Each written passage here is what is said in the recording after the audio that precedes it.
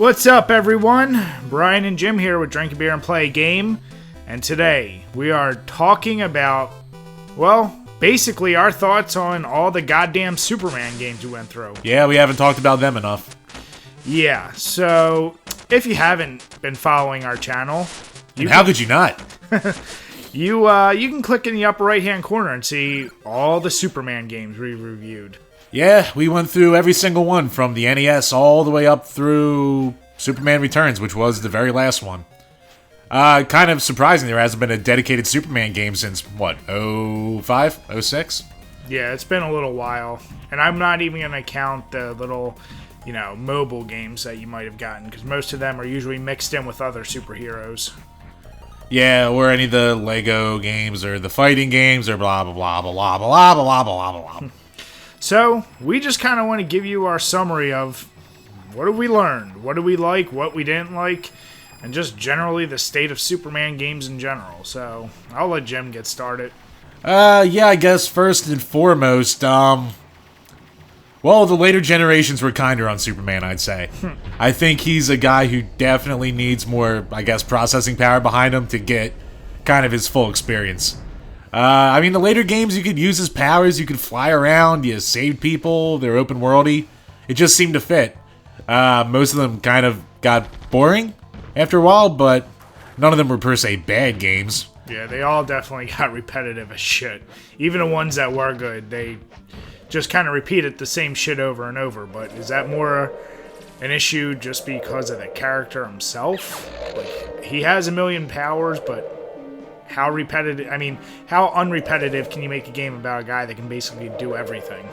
Yeah, I think even, one buddy, the Overmind, who comments a lot, he said how, you need more otherworldly stuff with Superman, or give him some magical enemies, which is one of his weaknesses. It just can't be robots all the time. For fuck's sake. Robots.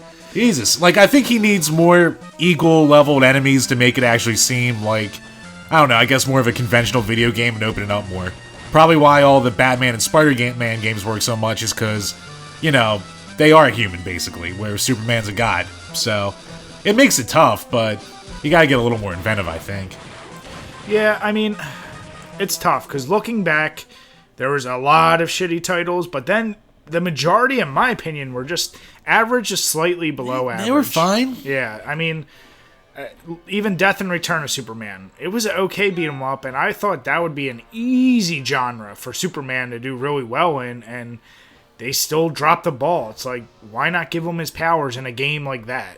Yeah, and then, I mean, that was one of the good ones. You had the Genesis game or the Master System, and they were, dull, and they didn't control well. They walked you through the powers. I don't get it. It seems so easy, yet it turns out to be so hard. Yeah, I think what also kind of shocked me is, granted, some of the games might have been based around the time of Superman movies, I should say, releases, but for the arcade game to be the only one to cash in on that theme, that iconic-ass theme that we all know and love, whether you're a Superman fan or not, you know that goddamn theme, that was the only game that seemed to cash in on that, and that kind of shocked me. Yeah, that's a little weird. Especially even maybe Superman Returns, since that used the music and it was just an extension of the series after the second movie, so I don't know. Seems like a missed opportunity. That's kind of what you could say about the whole series of games, possibly. Yeah. Maybe. A little bit.